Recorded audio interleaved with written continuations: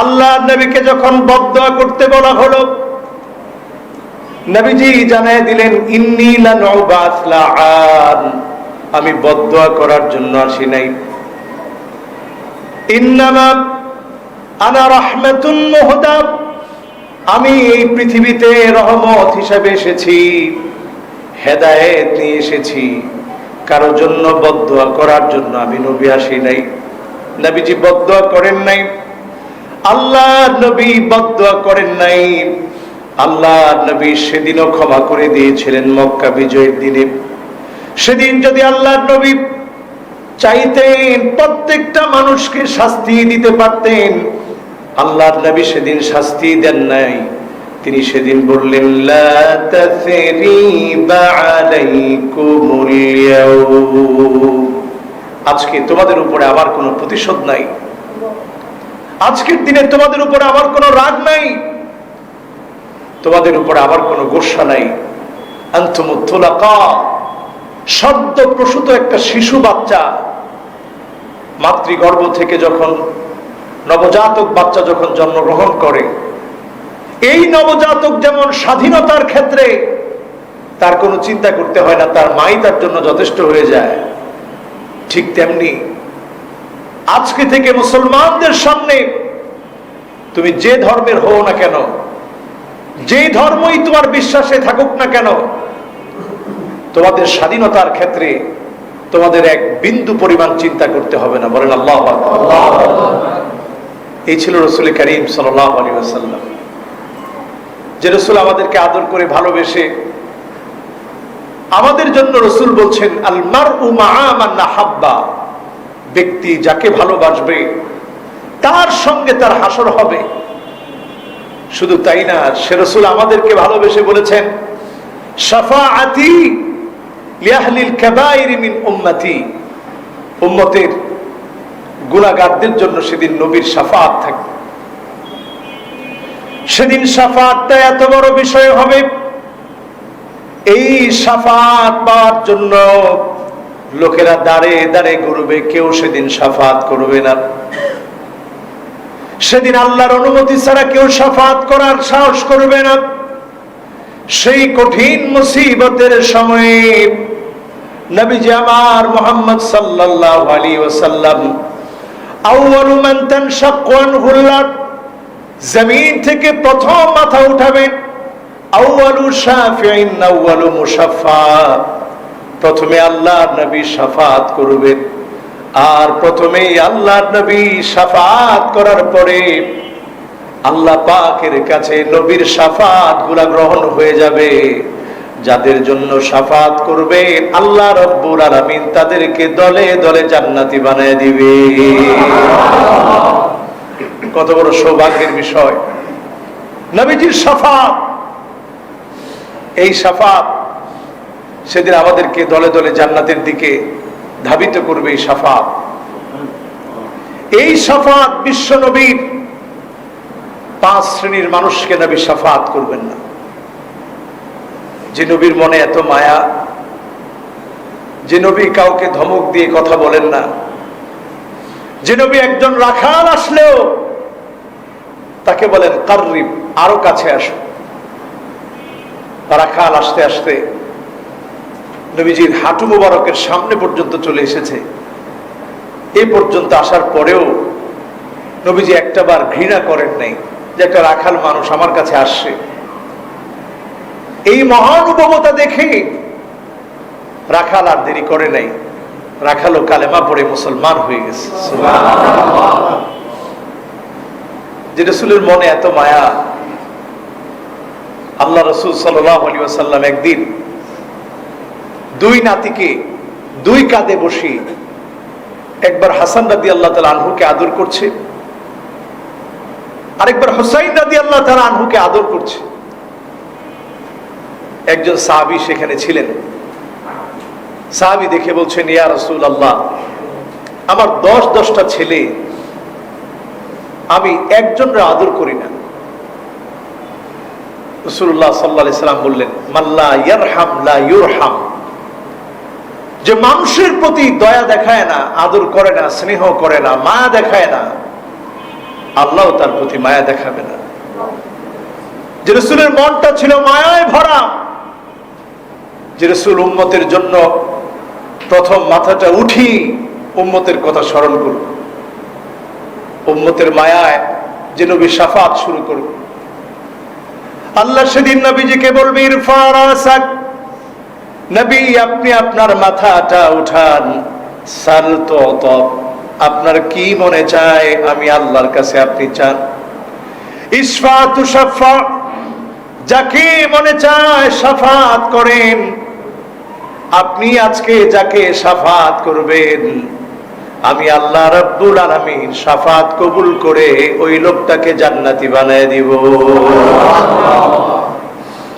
ইশফা তুশাফা, নবী আপনি যাকে মনে চায় শাফাত করেন, নবীজি সেদিন শাফাত করবে।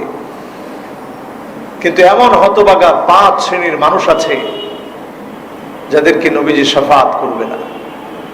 এর মধ্যে নাম্বার 1 মুশরিক, যে লোকটা আল্লাহর সাথে শিরক করেছে, আল্লাহর কাছেও চেয়েছে, গায়রুল্লাহর কাছেও চেয়েছে, আল্লাহর কাছেও চেয়েছে, মাজারের কাছে গিয়েও চেয়েছে, মাজারের ভিতরে যিনি শুয়ে আছে তার কাছেও চেয়েছে। আবার মাজারের মধ্যে পুকুরের মধ্যে একটা কচ্ছপ আছে। বাইজিদ বুস্তামির বাংলাদেশে কোনো মাজার নাই, উনি আসছিল বাংলাদেশে, এইটাও বলা হয় যে উনি কোনো এক সময় এসেছিলেন, ওই আসার কারণেই আমাদের দেশে মাজার বানাই দিছে। কোন নাউজুবিল্লাহ, এখানে সুবহানাল্লাহ বলবেন না নাউজুবিল্লাহ বলবেন। মাজার মানে জিয়ারত করার জায়গা, তো এখানে জিয়ারত করবেনটা কি? এখানে কবরই নাই। ধারণা করা হয় উনি এসেছিলেন, ওই আসা জায়গাটাকে আমরা মাজার বানাই দিছি। এবার মাজার তো শুধু বানাই নাই, সেখানে বিরাট বিরাট কচ্ছপ আছে। ওই কচ্ছপের কাছে গিয়ে মানুষ তাদের চাহিদা বাসনাগুলা পুরা হওয়ার জন্য সেখানে মানত করে। কত রকমের খানা, সব খানাগুলো পুকুরের মধ্যে ভাসতে থাকে, কারণ কচ্ছপ কত খাবে, তারও তো একটা লিমিটেশন আছে। খেতে খেতে আর খেতে পারে না, তো সব কলার ছাল, পাউরুটি সব পানির উপরে ভাসে। এই করোনাকালীন সময়ে খাদ্য সংকট দেখা দিচ্ছে, কারণ মানুষ নিজেই বাঁচে না। তো একটু চিন্তা করে দেখেন, একটু বিবেক খাটিয়ে দেখেন, যেটা আল্লাহ দিতে পারে সেটা আল্লাহর কাছে না আছে। আপনি যখন বান্দার কাছে যাবেন, গায়রুল্লাহর কাছে যাবেন, সেটা যদি কুমির হয় কুমিরের কাছে চাইলেন, কচ্ছপ হয় কচ্ছপের কাছে চাইলেন, অথবা ইট দিয়ে সাজানো খুব সুন্দর জাঁকজমকপূর্ণ কোন মাজারে যিনি শুয়ে আছে তার কাছে কোনো জিনিস চাইলেন, এই কোন ব্যক্তি কোন জিনিস দিতে পারে না। যিনি দিতে পারেন তিনি কে? ওয়াইদা সাআলতা ফাসআলিল্লাহ ওয়াইদ ইসতাআনতা ফাসতাইন বিল্লাহ। যদি চাইতে হয় কেবলমাত্র আল্লাহর কাছে চাইতে হবে, আল্লাহ ছাড়া কারো কাছে চাওয়া যাবে না। আপনি যখন আল্লাহ ছাড়া গায়রুল্লাহর কাছে চাইলেন, এই গায়রুল্লাহর কাছে চাওয়ার কারণে আপনি শিরক করে ফেললেন। এই শিরকের কারণে আপনি অনেক ইবাদত করেছেন, বন্দেগী করেছেন, অনেক ইবাদত বন্দেগী আপনার আছে গায়রুল্লাহর কাছে চাওয়ার কারণে। নবীজি সাল্লাল্লাহু আলাইহি ওয়াসাল্লাম বলছেন, কুল্লু নবিয়্যিন দাওয়াতুন মুস্তাজাবা। সকল নবীরা আল্লাহর কাছে দোয়া করেছে, আল্লাহ রাব্বুল আলামিন সকল নবীদের দোয়া কবুল করেছে। ইন্নী ইখতাবাতু দাওয়াতি শাফাআতান লিউম্মতি। আমি নবী বহু বিপদে পড়েছিলাম, কষ্টে পড়েছিলাম, উহুদ প্রান্তে রক্তে রক্ত ঝরঝর করে পড়েছে, গাল মুবারক ভিজে গিয়েছে, সাহাবায়ে কেরাম শহীদ হয়েছে। সেদিন আল্লাহর কাছে নবীজি কোনো অভিযোগ জানায় নাই, আল্লাহর কাছে বলেছে আল্লাহর লোকেরা বুঝে নাই জন্য মেরেছে। সেদিন আবার নবী কোনো অভিযোগ করে নাই। নবীজি বলছেন ফাহিয়া নাইলাতুন ইনশাআল্লাহ, দুনিয়ার জীবনে কোনো কিছু চাই নাই। অন্যান্য নবীরা চেয়েছে, দুনিয়াতেই পেয়েছে, আমি নবী কোনো কিছু চাই নাই। কেন চাই নাই? এই জন্য চাই নাই, ফাহিয়া নাইলাতুন ইনশাআল্লাহ, সেদিন আমার গুনাহগার উম্মত গুলা সুযোগ পেয়ে যাবে। আল্লাহর কাছে আমি বলবো, আল্লাহ, দুনিয়ার জীবনে আপনার কাছে বিপদে পড়ে কোনো কিছু চাই নাই, আপনার কাছে বিপদে পড়ে ফরিয়াদ করি নাই। ফাহিয়া নাইলাতুন ইনশাআল্লাহ,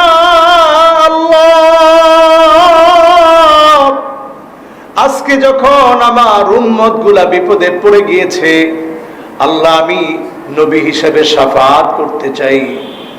আর নবীর শাফাআতকে সেদিন গ্রহণ করে আল্লাহ রাব্বুল আলামিন দলে দলে গুনাহগারদেরকে মাফ করে জান্নাতি বানায় দিবে। ফাহিয়া নাইলাতুন ইনশাআল্লাহ। নবীজি বলতেছে, দুনিয়ার জীবনে যে চাইলাম না, এই না চাওয়ার রেজাল্টটা সেদিন আমার উম্মত আল্লাহর কাছে পেয়ে যাবে। আল্লাহ পাক আমি নবীকে সুযোগ দিবে শাফাআত করার।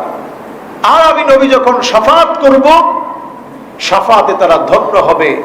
মান মাতা মিন উম্মতি লা ইউশরিক বিল্লাহি আহাদা, যে উম্মত মৃত্যুবরণ করলো আল্লাহর সঙ্গে কাউকে শরীক করে নাই, সে উম্মত সেদিন আমি নবীর শাফাআতে ধন্য হয়ে আল্লাহর জান্নাতে চলে যাবে। তাহলে বোঝা যায়, মুশরিক যে ব্যক্তি, যে লোকটা আল্লাহর সঙ্গে শিরক করেছে, সে কিন্তু সেদিন শাফাআতে ধন্য হবে না। সেই লোকটা সেদিন শাফাআতে ধন্য হবে না। কিন্তু মুশরিক ছাড়া সেদিন অন্যান্য ব্যক্তিরা আল্লাহর নবীর শাফাআত পাবে। আমরা অনেক সময় না বুঝে শিরক করে ফেলি। হাত দেখাতে গিয়ে অনেক সময় জাদুঘরদের জাদু দেখি এবং বিশ্বাসও করি। জাদুঘরদের শাস্তি হচ্ছে এদেরকে মেরে ফেলতে হবে, কারণ তারা এমন মিথ্যাচার করছে। সাহেবদের অনেকগুলো শাস্তি, ইমামরা এই ব্যাপারে বিভিন্ন মত পেশ করেছেন। জাদুঘর যারা অথবা যারা গণক, এই জাতীয় ব্যক্তিরা আপনার ইমানের কত বড় ক্ষতি করছে একটু চিন্তা করে দেখেন। এত বড় দুশমন সে, যে লোকটা আপনার হাত দেখে, যে গণক আপনার ভাগ্য বলে দিচ্ছে। নবী করিম সাল্লাল্লাহু আলাইহি ওয়াসাল্লাম বলছেন, মান আতা কাহিনান আও আররাফান ফাসাদ্দাকাহু বিমা ইয়াকুল, যে গণক আপনার হাত দেখে ভাগ্য বলে দিচ্ছে, আর আপনি গণকের কাছে গিয়ে কথাটা বিশ্বাস করলেন, ফাকাদ কাফারা বিমা উনজিলা আলা মুহাম্মদ সাল্লাল্লাহু আলাইহি ওয়াসাল্লাম। নবীজি সাল্লাল্লাহু আলাইহি ওয়াসাল্লামের উপরে আল্লাহ রাব্বুল আলামিন যা অবতীর্ণ করেছেন, তার মানে গোটা কোরআন আল কারীম, এই গোটা কোরআন আল কারীমকে ব্যক্তি কেমন যেন অস্বীকার করলো শুধুমাত্র গণকের কথায় বিশ্বাস করে। বলেন নাউযুবিল্লাহ। এখন গণকের কথায় আমরা বিশ্বাস করি, কত বড় অপরাধ! শিরকের মধ্যে আমরা নিমজ্জিত আছি। অনেক সময় আমরা মনে করি জনগণই সমস্ত ক্ষমতার মালিক। নাউযুবিল্লাহ। জনগণ সমস্ত ক্ষমতার উৎস হতে পারে? সমস্ত ক্ষমতার মালিক কে? এটা একটা শিরকি আকীদা। জনগণ কখনো সমস্ত ক্ষমতার মালিক হতে পারে না। সমস্ত ক্ষমতার মালিক কে? সর্বভৌম ক্ষমতার মালিক কে? রাজত্ব কার? আল্লাহ তাআলা। এরপরে আসুন, দ্বিতীয় নম্বরে যাদেরকে নবীজি শাফাআত করবেন না, দ্বিতীয় নম্বরে হচ্ছে যারা বেদাত করবে। এই বেদাতীদেরকে আল্লাহ রাব্বুল আলামিনের হাবিব সেদিন শাফাআত করবেন না। নবীজি সাল্লাল্লাহু আলাইহি সাল্লাম সেদিন বলবে, ইন্নাহুম মিন্নি, আয় আল্লাহ তাআলা এই লোকটাকে দেখে আমার উম্মত বলে মনে হচ্ছে। ফাকুলু ইন্নাহুম মিন্নি, বুখারীর বর্ণনায় এসেছে, আল্লাহর নবী সেদিন বলবে, আয় আল্লাহ তাআলা, সে তো আমার উম্মত। ফায়ুকালু, সেদিন নবীজিকে বলা হবে, লা তাদরি মা আহদাসু বাদাকা, এই লোকটা আপনার পরে কি তৈরি করেছে আপনি জানেন না। আপনার দিনকে পরিবর্তন করেছে, দিনের মধ্যে যা ছিল না সেগুলাকে সংযোজন করেছে, নতুন করে যোগ করেছে। এই কথা যখন নবীজি সাল্লাল্লাহু আলাইহি ওয়াসাল্লাম শুনবেন, আল্লাহর নবী সেদিন বলবেন, সুহকান সুহকা লিমান গায়্যারা দীনি লিমান গায়্যারা বাদি, আমার পরে যারা, লিমান গায়্যারা বাদি, আমার পরে যারা পরিবর্তন করেছে, সুহকান সুহকা, দূরে চলে যাও। সেদিন ওই ব্যক্তির জন্য নবীজি শাফাত করবেন না, ওই ব্যক্তির দিকে নবীজি সেদিন মায়ার দৃষ্টিতে তাকাবেন না। সেদিন ওই ব্যক্তিকে নবীজি ভুলে যাবেন, যে লোকটা বেদাত করেছে, বেদাতের উপরে দলিল পেশ করেছে। এমন লোক আছে না নাই? নিজেরা বেদাত করে, লিমান গায়্যারা বাদি, নিজেরা বেদাত করছে, আবার এই বেদাতের দলিলও দিচ্ছে। এইরকম সুপ্রতিষ্ঠিত বেদাতি যারা, এই সুপ্রতিষ্ঠিত পরিকল্পিত বেদাতিরা সেদিন ধরা পড়ে যাবে। বেদাতিদের একটা দলিল হচ্ছে, করলে অসুবিধা কি? বেদাতিদের আরো একটা দলিল হচ্ছে, আচ্ছা যদি অসুবিধাই হয় এটা রসুলের সাথে বুঝবো। বেদাতিদের আরো একটা দলিল হচ্ছে, তোমরা আল্লাহর জান্নাতে থাকো, আমরা রসুলের নিয়ে জান্নাতে থাকবো। বলেন নাউজুবিল্লাহ। আচ্ছা বলেন তো, জান্নাতের মধ্যে ভাগ করার কোন সুযোগ আছে? জান্নাত কার? বলেন জান্নাত কার? আল্লাহ। আল্লাহর পেয়ারা মাহবুব নবী করিম সাল্লাল্লাহু আলাইহি ওয়াসাল্লামের ব্যাপারে এমন আপত্তিজনক কিছু বিষয় বেদাতিরা মানুষের সামনে নিয়ে আসে, খুব সেনসিটিভ বিষয়। এজন্য বহু আলেম বলতে চায় না, আবার বলতে গেলেও মনের মধ্যে কেমন লাগে যে বিষয়টা বলি কেমনে। যেখানে একটা বেদাত প্রতিষ্ঠিত হবে সেখান থেকে একটা সুন্নত উঠে যাবে। আজকে তাকায় দেখেন, সুন্নতের আমল কম আর বেদাত আমাদের মধ্যে ক্রমশ বাড়ছে। এক একটা সুন্নত হচ্ছে অলংকারের মতো। অলংকার দিলে যেমন একজন নারীর সৌন্দর্য বর্ধিত হয়, ঠিক তেমনি একজন মুসলমান যখন সুন্নত দিয়ে নিজের জীবনটাকে সাজায়, সুন্নত দিয়ে যখন জীবনটাকে রাঙায়, সুন্নতটাকে দিয়ে যখন জীবনটাকে সাজিয়ে তুলে, তখন তার সৌন্দর্য বেড়ে যায়। কার কাছে? আল্লাহর কাছে। ঠিক যেমন নববধূ সুন্দর সাজে সাজার কারণে স্বামীর কাছে তার মূল্যায়ন বাড়ে, তার সৌন্দর্যে স্বামী যেমন আশ্চর্য হয়ে যায়, ঠিক তেমনি আল্লাহর গোলামেরা যখন সুন্নতের সাজে সাজে, সুন্নত দিয়ে যখন জীবনটাকে রাঙিয়ে ফেলে, তখন আল্লাহ তাআলা তাদেরকে খুব বেশি ভালোবেসে ফেলে। বলেন আল্লাহু আকবার। আল্লাহ তখন জিবরিলকে ডেকে বলে, ইন্নী উহিব্বু ফুলানান, জিবরিল আমি অমুক গোলামটাকে ভালোবেসে ফেলেছি, তুমিও তাড়াতাড়ি ভালোবাসো। জিবরিল আলাইহিস সালাম ভালোবাসে। ফেরেশতাদেরকে ডেকে জিবরিল আলাইহিস সালাম বলে, ফেরেশতারা, আল্লাহ রাব্বুল আলামিন অমুক গোলামকে ভালোবেসেছে, আমি জিবরিলও ভালোবাসি, সুতরাং তোমরাও ভালোবাসো। জমিনে এলান হয়ে যায়, জমিনের মানুষেরা ভালোবাসে, ফেরেশতারা ভালোবাসে, জিবরিল ভালোবাসে, স্বয়ং আল্লাহ ওই লোকটাকে ভালোবেসে ফেলে। সুবহানাল্লাহ। কত দামি বিষয় সুন্নাত। আর এই সুন্নাতকে যারা নষ্ট করে বেদাত দিয়ে, বেদাত দেখতে অনেক আকর্ষণীয় হয়, বেদাত দেখতে অনেক সুন্দর লাগে, করতেও দেখবেন ভালো লাগে, বেদাত করতেও খুব ভালো লাগে, এবং সেখানে একটা মারামারি ভাব যে আমরা করতেছি, অন্যরা যদি বাধা দেয় তাহলে যা ইচ্ছা তাই করবো, এরপরে এই কাজ ছাড়বো না। একজন সরাসরি এই কাজ করে জাহান্নামের আগুনে জ্বলবো, আপনারাও জ্বলতে রাজি আছেন? তখন শ্রোতা যারা আছে তারা সবাই বলতেছে, হুজুর আপনি যে বেদাত করতেছেন এই বেদাত করে আমরাও জাহান্নামে যাইতে রাজি। হুজুরের লাগে আমরাও জাহান্নামে যাবো, এরপর ওই বেদাত ছাড়বো না, এর নাম বেদাত।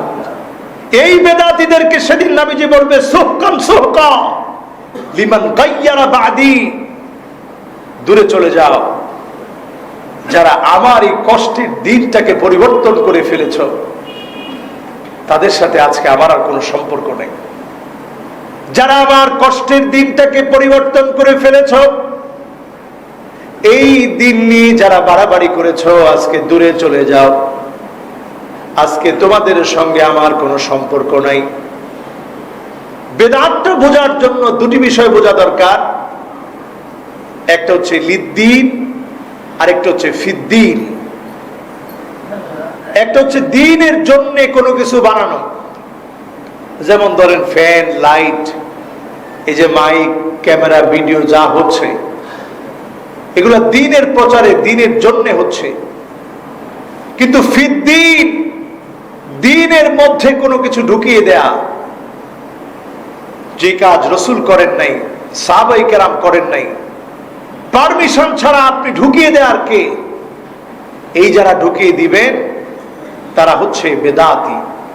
এই বেদাতিদের সাথে সেদিন রসুলের আচরণ হবে এমন, তাদেরকে সেদিন রসুল শাফাত করবেন না, তারা সেদিন রসুলের শাফাত পাবে না। বলেন আল্লাহু আকবার। এজন্য আজকে যারা আমার সামনে বসা আছেন এই মুহূর্তে, আমল করার ক্ষেত্রে একটু চিন্তা করবেন, এই আমলটা রসুল কিভাবে করেছেন। আল্লাহ যেন আমাদেরকে তৌফিক দান করে, পড়ে আমিন। এরপরে আসুন তৃতীয় নাম্বারে যাদেরকে নবীজি সাল্লাল্লাহু আলাইহি ওয়াসাল্লাম শাফাত করবেন না, মান ইউকাযযিবু বিশ-শাফাআ। সমাজের ভিতরে এমন কিছু মানুষ আছে যারা নবীজির শাফাতকে বিশ্বাস করে না। বলেন নাউজুবিল্লাহ। এখন এক শ্রেণীর ধর্ম মেনে এক শ্রেণীর মানুষকে পাওয়া যায় যারা শাফাতটা নিয়ে অনেকটা অবহেলা করতে চায়, যারা শাফাতটা নিয়ে এমন বুঝাতে চায় যে আমার খুব ইবাদত বন্দেগী আছে, শাফাতের দরকার কি? বলেন নাউজুবিল্লাহ। আবার আরেকটা শ্রেণী নতুন এসেছে, তারা শাফাতটাকে টোটালি অ্যাভয়েড করতে চায়। এইভাবে তারা বোঝাতে চায় আল্লাহ অনুমতি দিলে তো নবীজি শাফাত করবে। এখন অনুমতি সেদিন পাবে কি পাবে না? বলেন পাবে কিনা? বলেন রসুল সেদিন শাফাতের অনুমতি পাবে কিনা? শুধু পাবেই না, আল্লাহ বলবে ইশফা তুশাফা, যাকে মনে চায় শাফাত করেন, যাকে মনে চায় শাফাত করেন। নবী ইরফা রাসাক, আপনি আপনার মাথাটা উঠান, যাকে মনে চায় আপনি শাফাত করেন। কিন্তু কিছু লোক আছে যারা শাফাতটাকে অস্বীকার করে। এর মধ্যে প্রথমত সকল কাফের, কুফার, বেদিন, বেঈমান চলে আসবে, তারা নবীজির শাফাত মানে না, এজন্য তারা সেদিন নবীজির শাফাত পাবে না। জন্মসূত্রে মুসলমান এমন কিছু বামপন্থী চলে আসবে যারা নবীজির একটা সুন্নতকেও কোনোদিন মানে নাই, বরং যারা আলেম ওলামা, যারা মাদ্রাসার ছাত্রদেরকে দেখলে, রাসূলের সুন্নাহকে দেখলে নাক ছিটকিয়ে কথা বলেছে, এমন লোক আছে না নাই? শাফাত থেকে মাহরুম হবে তারা। নাস্তিক শ্রেণীর মানুষগুলো সেদিন শাফাত থেকে মাহরুম হবে, যদিও অনেকে জন্মসূত্রে মুসলমান, কিন্তু এই জন্মসূত্রে মুসলমান হলেই চলবে না। আপনি রাসূলের শাফাতকে বিশ্বাস করেন নাই, সেদিন শাফাত থেকে মাহরুম হবে। এই মর্মে বেশ কয়েকটি হাদিস এসেছে। ফান আনাস ইবনে মালিক রাদিয়াল্লাহু আনহু قال من كذب بالشفاعة فليس له فيها نصيب। যে লোকটা শাফাত বিশ্বাস করে নাই, তার জন্য শাফাতের কোনো অংশ থাকবে না, নবীজি সেদিন তাকে শাফাত করবে না। বলেন নাউজুবিল্লাহ। আমরা আল্লাহর নবীর শাফাত চাই কিনা? যখন আযান হয়ে যাবে, আযানের পরে আযানের দোয়া কার কার মুখস্থ আছে? কি দোয়া বলেন তো দেখি? আল্লাহুম্মা রাব্বা হাযিহি দাওয়াতিত তাম্মা ওয়াস সালাতিল কায়িমা আতি মুহাম্মাদানিল ওয়াসিলাতা ওয়াল ফাদিলা ওয়াবআথহু মাকামান মাহমুদান আল্লাযী ওয়া'আদতা ইন্নাকা লা তুখলিফুল মিআদ। এখানে রাসূলের জন্য আমরা ওয়াসিলা চাইলাম, আ'লা দারাজা ফিল জান্নাহ, জান্নাতের মধ্যে সর্বোচ্চ জায়গাটা যেন আল্লাহ তার রাসূলকে দেয়, এজন্য আমরা দোয়া করলাম। নবীজি বলতেছে, আজানের পরে আমার যে উম্মতগুলো আমাকে মহব্বত করে আজানের দোয়াটা পড়লো, ওয়াজাবাত লাহু শাফাআতি, আমার শাফাআত তার জন্য ওয়াজিব হয়ে যাবে। বলে সুবহানাল্লাহ। নামাজের আজান শুনে সবাই ইনশাআল্লাহ আমরা যখন মুয়াজ্জিন যখন আজান দিচ্ছে, কুলু মিসলা মা ইয়াকুলুল মুয়াজ্জিন, মুয়াজ্জিন যেমনটা বলছে আপনিও বলেন। এরপরে যখন আজান শেষ, আজানের দোয়াটা পড়বেন। রাসূলের জন্য আ'লা দারাজা, জান্নাতের সবচেয়ে বড় জায়গাটা আপনি আল্লাহর কাছে চাবেন। এই চাওয়ার কারণে আপনার জন্য আল্লাহর জান্নাতের জন্য নবীজির শাফাআতটা ওয়াজিব হয়ে যাবে, আর ওই শাফাআত পেয়ে ধন্য হয়ে আপনি জান্নাতি হয়ে যাবেন। সুবহানাল্লাহ। তাহলে বলুন তো, কয় শ্রেণীর মানুষকে সেদিন নবীজি শাফাআত করবে না? মাশাআল্লাহ। কয় শ্রেণী? 5 শ্রেণী। তৃতীয় নম্বরে যারা শাফাআত অস্বীকার করবে তাদেরকে সেদিন নবীজি শাফাআত করবে। তাহলে আমরা নবীজির শাফাআত চাই কিনা? চাই। বলেন, নবীজির শাফাআত চাই কিনা? চাই। আল্লাহর কাছে কামনা করি সেদিন যেন অন্তত এতটুকু উম্মত হতে পারে যাদেরকে নবীজি চিনবে, বলবে আল্লাহ এটা আমার উম্মত, আল্লাহ আপনি দয়া করে এই উম্মতটাকে মাফ করে দেন। বলেন আল্লাহুম্মা আমিন। এরপরে 4 নম্বরে আল হাকিম আল যালিম, যারা স্বৈরাচারী, যারা জালেম, যারা অত্যাচারী, চিহ্নিত অত্যাচারী ব্যক্তিদেরকে নবীজি সেদিন শাফাআত করবে না। বলেন আল্লাহু আকবার। দুনিয়ার মধ্যে যারা চিহ্নিত অত্যাচারী তাদেরকে সেদিন নবীজি সাল্লাল্লাহু আলাইহি ওয়াসাল্লাম শাফাআত করবেন না। শাফাআত থেকে তারা সেদিন মাহরুম হয়ে যাবে। একাধিক হাদিসের ভিতরে বক্তব্যটা এসেছে। একটা হাদিস বলছি, সিনফানি মিন উম্মতি লান তানালাহুমা শাফাআতি ইমামুন যালুমুন গাশুম। আল্লাহ নবী বলছেন 2 শ্রেণীর মানুষ, একই হাদিসের ভিতরে 2টা শ্রেণীর মানুষের কথা বলা হয়েছে। যেই প্রকারের কথা এখন আমরা বলছি, জালেম শাসক, যার হাত মানুষের রক্তে রঞ্জিত হয়েছে, ওই জালেম শাসক সেদিন আল্লাহর আদালতে ভিখারির মতো হয়ে যাবে। সেদিন নবীজি তাকে শাফাআত করবে না। যালুমুন গাশুম, যার অত্যাচার এত বেশি হয়েছে, অত্যাচারে মানুষ অতিষ্ঠ হয়েছে, ওই জালেমদেরকে সেদিন নবীজি কোনোভাবেই শাফাআত করবে না। আমরা হাজ্জাজ বিন ইউসুফের নাম আমরা অনেকেই শুনি, শুনছেন না আপনারা? হাজ্জাজ বিন ইউসুফ ইন্তেকালের আগে বড় আফসোস করতেছিলেন। আফসোস, মানুষ যখন চারদিক থেকে হাজ্জাজ বিন ইউসুফকে বৎসনা দিচ্ছিল যে তোমাকে আল্লাহ মাফ করবে না, হাজ্জাজ বিন ইউসুফ সেই মুহূর্তে আল্লাহকে বলতেছিলেন, আল্লাহ মানুষের ধারণা আপনি আমাকে মাফ করবেন না, কিন্তু আমার ধারণা আপনি তো ক্ষমাকারী। মানুষের কথায় আমার কিচ্ছু যায় আসে না, আমি এখনো আশা ছাড়ি নাই। আপনার ক্ষেত্রে আমার আশাটা অনেক বড়। আমার তো মনে হয় আল্লাহ আপনি আমারেও মাফ করে দিবেন। কোন আল্লাহু আকবার। হাজ্জাজ বিন ইউসুফ ছিলেন 2 ধারালো অস্ত্র, যার দুদিকেই ধার। বহু সাহাবাই কেরামদেরকে হত্যা করেছে হাজ্জাজ বিন ইউসুফ, তার হাত রঞ্জিত করেছে, অত্যাচার করে মুসলমানদের বহু ক্ষতি করেছে। আমার এই হাজ্জাজ বিন ইউসুফ কোরআনের ভিতরে নোক্তা দিছে, বলেন আল্লাহু আকবার, হারাকাত দিছে। এই যে হরকত দিছে, এই বড় কাজটা যে করছে, আল্লাহ কোন ওসিলায় কাকে মাফ করে। এজন্য আব্দুল্লাহ বিন ওমর রাদিয়াল্লাহু তাআলা আনহুর সামনে একদিন হাজ্জাজ বিন ইউসুফের ব্যাপারে যখন বলা হচ্ছিল যে হাজ্জাজ বিন ইউসুফ এত বড় অপরাধী, তিনি বলতেছিলেন তার হিসাব তাকে দিতে দাও, আর তোমার হিসাব তুমি আল্লাহর কাছে দিও। বলেন আল্লাহু আকবার। আমরা যারা একটু বসা আছি, চিন্তা করেন তাহলে আমাদের অপরাধ কত বেশি, যে হাজ্জাজ বিন ইউসুফ এত অপরাধ করার পরেও আব্দুল্লাহ বিন ওমর রাদিয়াল্লাহু তাআলা আনহু তার কথা শুনতে চান নাই।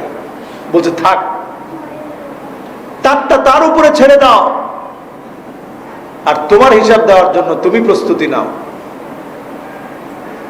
এজন্য সম্মানিত মুসল্লিয়ানে কেরাম, অত্যাচার করা যাবে না, জুলম করা যাবে না। মনে রাখবেন, কোন একটা জনপদে যখন অত্যাচার বেড়ে যায়, জুলম বেড়ে যায়, তখন ওই রাষ্ট্রের মধ্যে ধর্ষণও বেড়ে যায়। এখন আমাদের দেশে ধর্ষণ কম না বেশি? আপনারা যত জোরে বেশি বললেন তাতে বোঝা যায় আসলেও বেশি, ঠিক কিনা? প্রথম আলো থেকে একটা তালিকা নিলাম। 2008 সনে ধর্ষণের শিকার হয়েছিল 307 জন। 2009 সনে সেটা বেড়ে হয়েছে 393 জন। 2010 সনে সেটা হয়েছে 593 জন। 2011 সনে সেটা হয়েছে 635 জন। 2012 সনে সেটা হয়েছে 508 জন। 2013 সনে হয়েছে 516 জন। 2014 সনে হয়েছে 544 জন। 2015 সনে হয়েছে 808 জন। 2016 সনে হয়েছে 1050 জন। 2017 সনে 1251 জন। 2018 সনে 732 জন। আর 2019 সনে 1413 জন। 2020 সনে, এটা আল্লাহই ভালো জানে। এই যে একটা অবস্থা আমাদের দেশের এখন, ধর্ষণের শাস্তি কি এটা আমরা অনেকে জানি না। ইয়াসআউনা ফিল আরদি ফাসাদা, যারা জমিনের মধ্যে উদ্যত্তপূর্ণ আচরণ যারা করবে, বিশৃঙ্খলাপূর্ণ আচরণ যারা করবে, তারা আল্লাহ এবং তার রাসূলের বিরুদ্ধে সরাসরি লড়াই নেমেছে। তাদের শাস্তি হচ্ছে মৃত্যুদণ্ড। জোরে বলেন কি দণ্ড? এই আচরণ যারা করছে, প্রত্যেকটা মসজিদ থেকে আওয়াজ ওঠা দরকার। আজকে দেখুন সারা বাংলাদেশে আন্দোলন চলছে। আচ্ছা, এই আন্দোলন কেন? এই আন্দোলন আমার মা, আমার বোন, এই সমাজটা যেন ভালো থাকে, এই জন্যই তো এই আন্দোলন। এই আন্দোলনটা তো এই জন্যই, যাতে করে আমার দেশের তরুণ তরুণী, আমার দেশের যুবক যুবতী, আমার দেশের নারী, আমার দেশের পুরুষ, আমার দেশের সমাজটা যেন ভালো থাকে। সমাজ বিজ্ঞানী, মনোবিজ্ঞানীরা গবেষণা করে তারা বলছে, এই 2008 থেকে নিয়ে 2020 পর্যন্ত তারা একটা গবেষণা চালিয়েছে। গবেষণার রেজাল্ট হিসেবে তারা বলছে যে এই যে ক্রমশ বাড়ছে, এটা কি আসলে বয়সের কারণে, সামাজিক কারণে, নাকি অবাধ ইন্টারনেটের কারণে? সব শেষে তারা এত গবেষণা করে তারা কোনো রেজাল্ট মিলাতে পারছে না। তবে একটা জায়গায় কথা বলতে তারা খুব লজ্জা পায়। সে জায়গাটা হচ্ছে ধর্মীয় শিক্ষা না থাকার কারণে এই কথাটা তারা তাদের মুখ দিয়ে বলতে চায় না, ঠিক কিনা? ধর্মীয় শিক্ষা না থাকার কারণে, ধর্মীয় শিক্ষা না থাকার কারণে শিক্ষাঙ্গনে পর্যন্ত, এমসি কলেজের ছাত্রাবাসে পর্যন্ত আজকে যে নারীকে ধর্ষণ করা হলো স্বামীর সামনে, এখানে অনেক ধরনের বিষয় আছে। এখন আমরা ওই বিষয়গুলো বলতে গেলে মানুষ অপবাদটা আমাদের কাঁধে দেয়। আচ্ছা বলুন তো, মাহফিলের কারণে কি ধর্ষণ বেড়েছে? একজন মহিলা সেদিন বক্তব্য দিচ্ছিল, আমি অবাক হয়ে দেখলাম আর চিন্তা করলাম, মানুষের বিবেক কোথায়? ধর্ষণের মাস্টার মাইন্ড যারা, আমরা অনেক সময় তাদেরকে চিনি না। এই সমস্ত নারীবাদী সংগঠনগুলো যারা নারী নেতৃত্ব দেওয়ার জন্য কথা বলে, যারা নারীদেরকে উস্কে দেয়, যারা ফুসলে দেয়, এরাই কিন্তু ধর্ষণের পিছনে অন্যতম দায়ী, ঠিক? তাদের একটা বক্তব্য সেদিন আমাকে অবাক করে দিয়েছে। সে বক্তব্যে ওই মহিলা বলতেছে, এই যে ওয়াজ মাহফিলে হুজুররা মহিলাদেরকে নিয়ে অকথ্য ভাষায় গালিগালাজ করে কথা বলে, খারাপ খারাপ কথা বলে, এগুলার কি বিচার হয়েছে? সুতরাং প্রথম বিচার করতে হবে ওয়াজ মাহফিল বন্ধ। আমি তার কথা শুনে মনে হয়েছে সে অলরেডি পায়খানার ট্রাঙ্কিতে পড়ে আছে, পায়খানার টাঙ্কির ভিতরে পড়ে গেছে, আরেক লোক আসছে তাকে উদ্ধার করতে। আরবিতে একটা প্রবাদ আছে, আনফুহু ফিস সামা ওয়া ইস্তুন ফিল মা। নিজে টাঙ্কির ভিতরে পড়ে আছে কিন্তু নাক উসার দিকে। একজন লোক আসছে উদ্ধার করতে, তার একটু সর্দি লাগছে, তো তার নাকের মধ্যে ময়লা লাগা। তো যে লোক টাঙ্কির ভিতরে পড়ে আছে পায়খানার টাঙ্কিতে, ওই লোক বলতেছে, ভাই আগে আপনার নাক পরিষ্কার করে এরপরে আমার গায়ে হাত দিয়ে। চিন্তা করেন, যেখানে আলেম ওলামা প্রত্যেকটা জুমাতে তাদেরকে রক্ষা করার জন্য প্রতিনিয়ত কথা বলছে, দুই একজন আলেমের কথার ভিতরে ভুল থাকতে পারে, ওই নাকের ময়লার মতো হইতে পারে না? হয়তো দুই একজন আলেমের কথার ভিতরে দুই একটা ভুল হয়েছে, যেভাবে তারা এক্সপ্রেশন করা দরকার ছিল হয় নাই ওইভাবে, অথবা আলেমরা একটু ছোট করেই মহিলাদেরকে কথা বলে ফেলেছে, দুই একজনের ক্ষেত্রে হতে পারে। দুই একজনের ক্ষেত্রে ঘটে যাওয়া বিষয়টাকে কেন্দ্র করে আপনি যে অলরেডি টাঙ্কির ভিতরে আছেন, আপনাকে উঠানোর জন্য যে আলেম ওলামা আসছে, ওইটাকে যদি এখনো না বোঝেন, সামনের দিনে আপনারা প্রতিবাদ করার ভাষাও খুঁজে পাবেন না, ঠিক না? এজন্য সম্মানিত মুসল্লিয়ানে কেরাম, আজকে সারা বাংলাদেশের মসজিদ থেকে এই বিষয়গুলো আলোচনা হওয়া দরকার, মানুষের ভিতরে সচেতনতা সৃষ্টি করা দরকার। মনে রাখবেন, জাহাঙ্গীরনগর বিশ্ববিদ্যালয়ে সেদিন যদি শাস্তি দেওয়া হতো, ওই এক মানিককে যদি সেদিন শাস্তি দেওয়া হতো, আমার দেশে তনুকে যখন হত্যা করা হলো, তনু হত্যার যদি শাস্তি হতো, সুবর্ণচরের ওই ঘটনার যদি শাস্তি হতো, নতুন করে বেগমগঞ্জের ঘটনা আমাদেরকে দেখতে হতো না, ঠিক না? এজন্য একটা একটা করে আমাদের শাস্তি নিশ্চিত করা দরকার। এই শাস্তি কিভাবে নিশ্চিত করবেন? এর ইসলামী শরীয়তের শাস্তিটা হচ্ছে চোখের সামনে তাদেরকে শাস্তি দিতে হবে। ওমরে ফারুক রাদিয়াল্লাহু তাআলা আনহুর জামানায় একজন দাসীর সঙ্গে জোরপূর্বক যখন ধর্ষণ করা হলো, তিনি বেত্রাঘাত করে তাকে তিনি এলাকা ছাড়া করে দিলেন।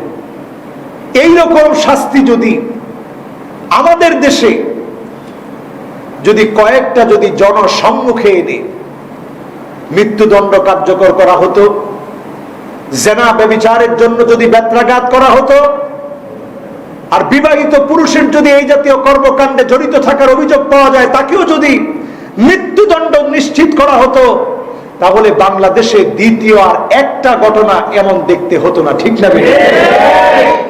2019 সনের যে পরিসংখ্যান বলছে 1413 জন, সেটা নামতে নামতে একজনে নেমে আসতো, একজনও পরে খুঁজে পাওয়া যেত না যে সাহস করবে এই ধরনের কাজ করতে, ঠিক কিনা? সুতরাং দেশকে যদি রক্ষা করতে হয়, এই একটা জায়গায় ফিরে আসতে হবে।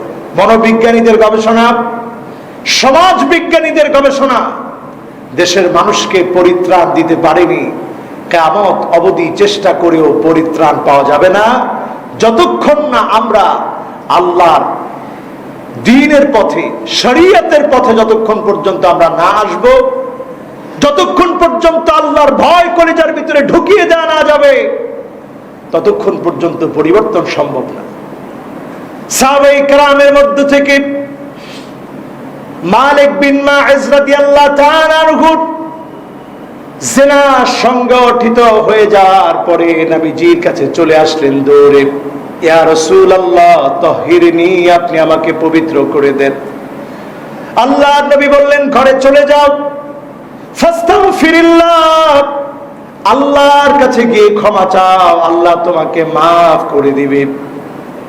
মালিক বিন মাইজ রাদিয়াল্লাহু তাআলা আনহু ঘরে চলে গেলেন, মনের ভিতরে চলে এসেছে, আমি বিবাহিত মানুষ, এই অন্যায়টা কেন করলাম, আল্লাহ তো মাফ করবে না।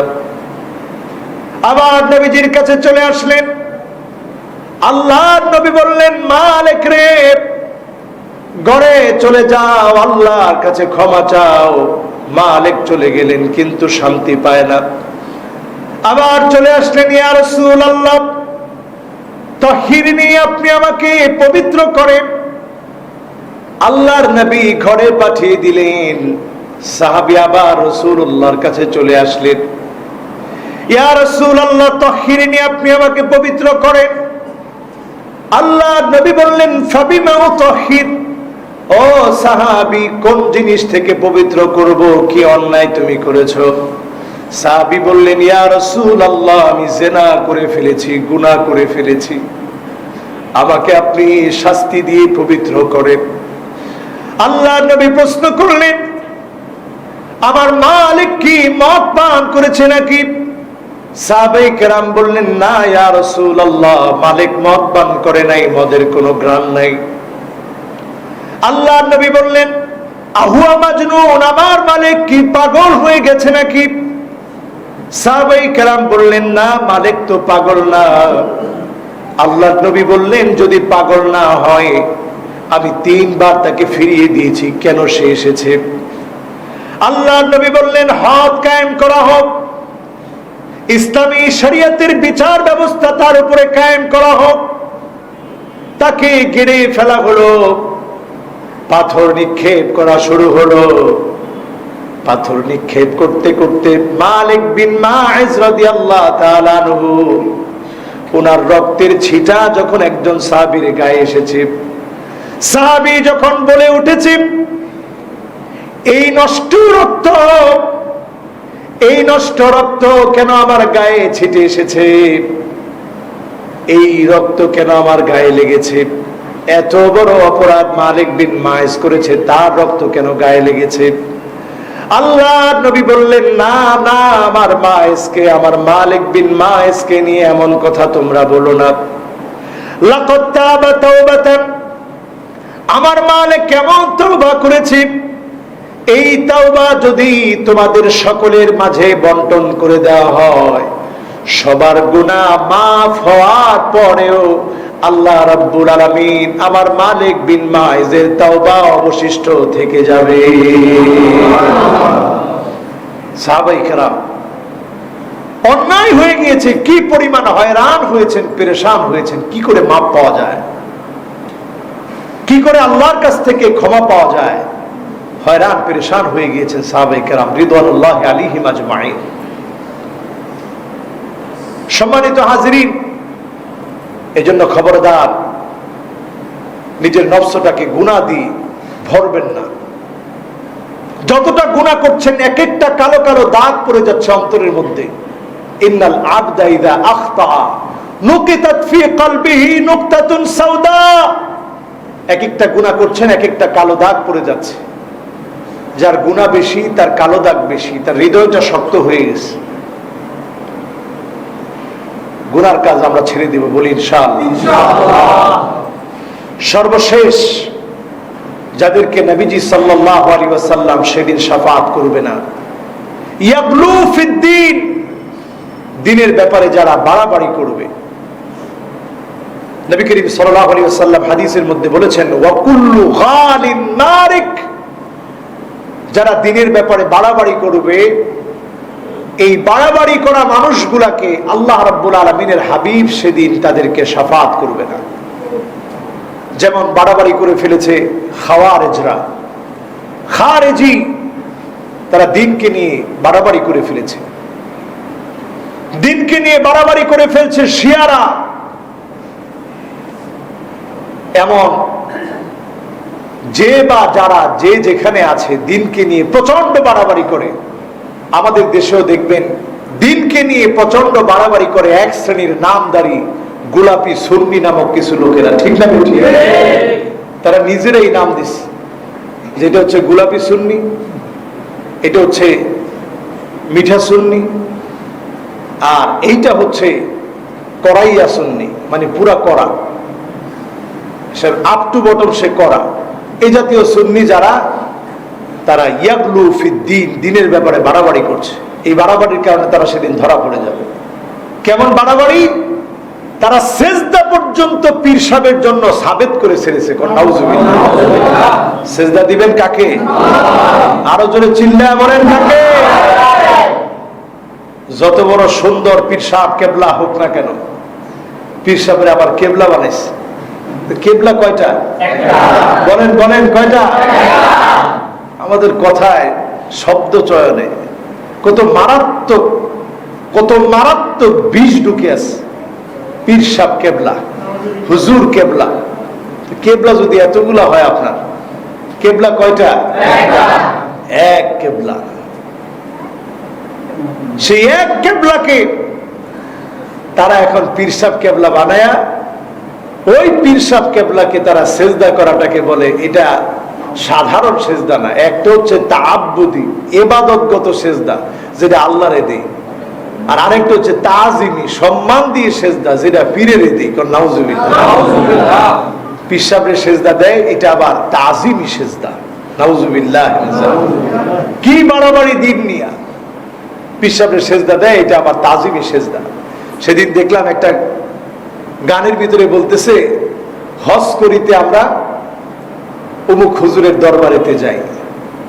আমি কোন হুজুরের নাম নিলাম না, আপনারা দেখে নিবেন। হজ করার জন্য অমুক হুজুরের দরবারে যায়। আচ্ছা, হজ করার জন্য কি কোন হুজুরের দরবারে যাওয়া যাবে? হজ করতে কোথায় যেতে হয়? সবাই বলেন কোথায়?